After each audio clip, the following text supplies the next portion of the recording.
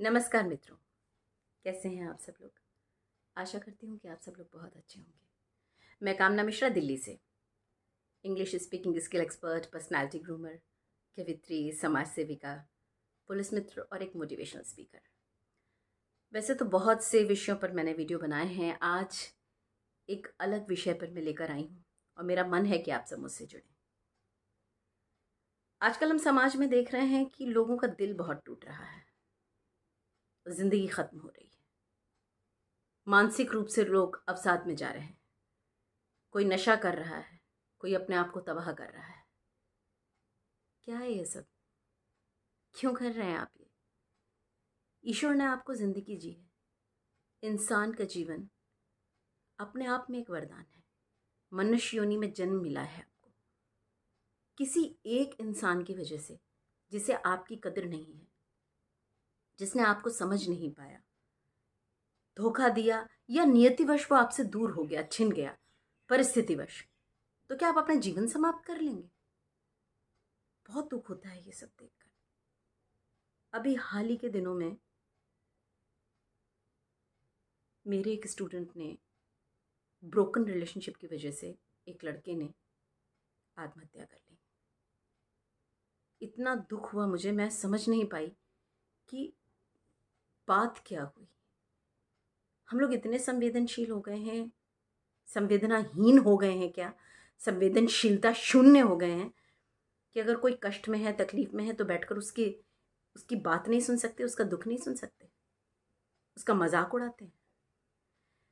तमाशा बन गया है आजकल रिलेशनशिप में इन आउट होना। क्या जिंदगी में यही रह गया है और कुछ नहीं है? रिश्तों का मजाक बन गया है। क्यों? अगर किसी ने आपको धोखा भी दिया है तो भगवान के लिए अपनी इज्जत करना सीखिए। जो कुछ भाग्य में है उसको स्वीकार करना सीखिए। ईश्वर हमारे साथ अन्याय नहीं करता है। हर चीज हमारे हाथ में नहीं होती है। कुछ चीजें भाग्य और ईश्वर के हाथ में भी होती हैं। अगर भगवान ने आपके जीवन से किसी को हटाया है, चाहे उसका देहांत हो गया या परिस्थितियां ऐसी हो गई या उसने धोखा दे दिया, तो शायद आपके जीवन में उसका इतना ही रोल था। जीवन एक यात्रा है, ये बात कितनी बार समझाई गई है। हम सब इसमें मुसाफिर हैं। ये शरीर हमको दिया गया है।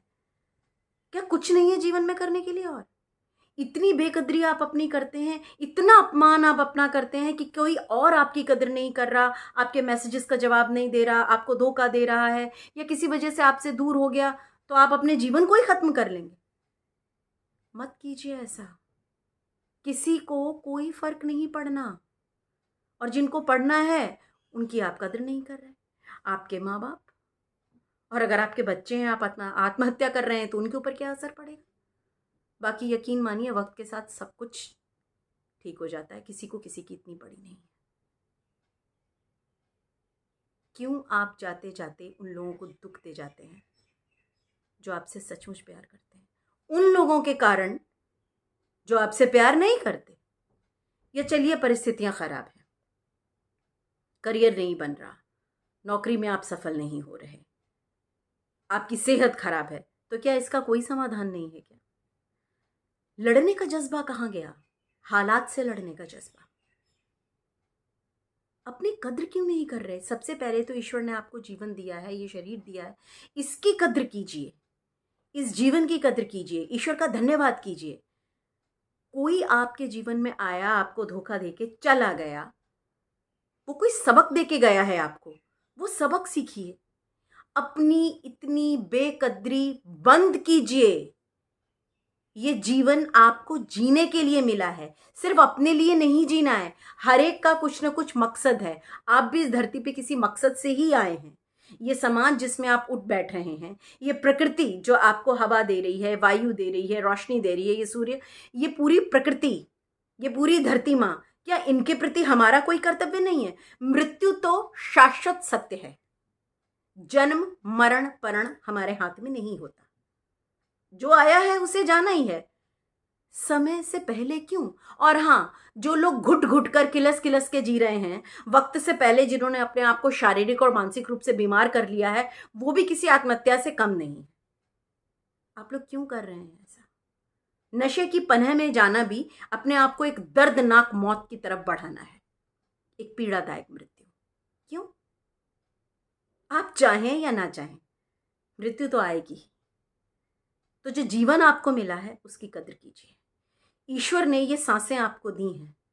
पहले ही जिस तरह का तनाव चल रहा है, जिस तरह से बीमारियां फैली हुई हैं, अभी कोरोना से हम लोग उभरे हैं, इतना प्रदूषण है, इतना ज़्यादा आबादी बढ़ गई है, हर जगह कट थ्रोट कंपटीशन चल रहा है। अपने को स्वस्थ रखना, अपने को खुश रखना काफ़ी हद तक हमारे हाथ में है। अगर कोई आपको छोड़कर चला गया है, उसे आपकी कद्र नहीं है, आपके होने ना होने से उससे फर्क नहीं पड़ता है, या जीवन में उसकी प्राथमिकताएं कुछ और हैं, तो भगवान के लिए इतनी प्रतीक्षा मत कीजिए, इतना मत झुकिए कि वो आपकी पीठ को पायदान समझ ले। प्रेम आपके आत्मसम्मान से समझौता करना नहीं सिखाता। अगर प्रेम आप कर रहे हैं और वो प्रेम आपको आत्महत्या की ओर ढकेल रहा है, आपका अपमान कर रहा है, आपके आत्मसम्मान से समझौता करने को कह रहा है, तो क्षमा करें, वो प्रेम नहीं है, वो स्वार्थ है, वो वासना है, आप उसके लिए ऑप्शन है। और मैं इसमें पुरुषों को दोष नहीं दे रही हूं, क्योंकि व्यक्ति व्यक्ति की बात होती है, स्त्रियां भी कम नहीं है इसमें। यदि पुरुष इसमें ऐसे हैं, क्योंकि पुरुष प्रधान समाज है, इसलिए शायद पुरुषों को मौके ज़्यादा मिले। अब महिलाओं को मौके मिल रहे हैं, वे आगे आ रही हैं, तो वे भी इसमें कम नहीं हैं। विवाहित होते हुए भी अन्य लोगों से संबंध रखना, अपने जीवन साथी को भी धोखा देना, जिससे प्रेम कर रहे हो, सो कॉल्ड प्रेम, जो प्रेम है ही नहीं, उसे भी धोखा देना, ये सब भी धोखे की ही श्रेणी में आता है। सिर्फ यंगस्टर्स या जो बच्चे युवा हैं वही इस चीज़ को, इस दंश को नहीं झेल रहे हैं, हर आयु वर्ग में ये बीमारी फैली हुई है। तो ऐसा क्यों? प्रेम स्वयं से कीजिए। कोई अच्छा लगता है, किसी से कुछ सीखने को मिल रहा है, बात करने को मिल रही है, तो वो एक सीमा के अंदर होना चाहिए। अगर आप अपने आप को कष्ट दे रहे हैं, अपने को अपमानित कर रहे हैं, तो ना वो प्रेम है, ना वो दोस्ती है, ना वो कोई और रिश्ता है। और अगर आप दूसरे के साथ धोखा कर रहे हैं, आपने मान लिया कि नहीं, मैंने तो ऐसा नहीं कहा था, इसने तो अपने आप ही मान लिया, मैं जिम्मेदार नहीं हूं अगर ये डिप्रेशन में है, या ये टूट गया, या इसने आत्महत्या कर ली, ये नशा कर रहा है, मैं जिम्मेदार नहीं हूं। तो कृपया, अगर आपको दिख रहा है किसी का झुकाव आपके प्रति ऐसा हो रहा है और वो आपके प्रति सीरियस हो रहा है, तो उसे पहले से रोक दीजिए और मना कर दीजिए कि ये सिर्फ दोस्ती है, सिर्फ प्लेटोनिक रिलेशनशिप है, या मैं ऐसी ही हूं, टाइम पास करती हूं, या टाइम पास करता हूं, ऐसा ही हूं। इतना स्पष्ट रखिए। लेकिन आपका फोकस आपके जीवन पर होना चाहिए, दूसरों की भलाई पर होना चाहिए। जब आप मानसिक और शारीरिक रूप से स्वस्थ रहेंगे, तभी आप समाज के लिए कुछ कर पाएंगे, अपने परिवार के लिए कुछ कर पाएंगे, इस प्रकृति के लिए कुछ कर पाएंगे। हमें ये जीवन मिला है तो इसका कोई ना कोई उद्देश्य जरूर है। आत्ममंथन कीजिए। स्वयं को मानसिक और शारीरिक रूप से स्वस्थ रखने के लिए पौष्टिक आहार ग्रहण करना जितना आवश्यक है, योग करना, साधना करना, मेडिटेशन करना जितना ज़रूरी है, खुद को फिजिकली फिट रखना जितना ज़रूरी है, उतना ही ऐसे लोगों से दूर रहना ज़रूरी है जो हमारा फ़ायदा उठाते हैं या हमें अपमानित करते हैं। आत्महत्या किसी बात का समाधान नहीं होता, ना हो सकता है। लोग कहते हैं कि आत्महत्या कायरों का काम है, कोई कहता है आत्महत्या के लिए बहुत जिगर चाहिए। मेरी समझ नहीं आता, ये सब सोचने की बजाय जो हो गया उसको भूल कर या उससे सबक लेके आगे क्यों नहीं बढ़ सकते। हाँ, दुख होता है तो रोइए, थोड़ा बहुत मातम मनाइए, उसके बाद इधर उधर देखिए।